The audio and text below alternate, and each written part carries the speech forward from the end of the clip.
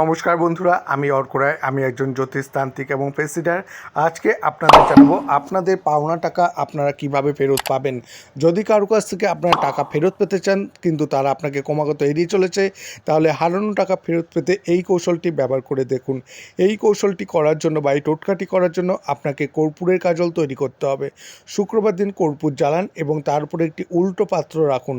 কাজল পাত্রের ওপর জমা হবে এবং এখন এই কাজলটি ব্যবহার করে ভোজ্যপত্রের এক টুকরোতে বা বার্চের ছালের টুকরো আপনাকে ঋণী ব্যক্তির নাম লিখে দিন, যার কাছে আপনি ঋণী এবং যার কাছে আপনি টাকা পান।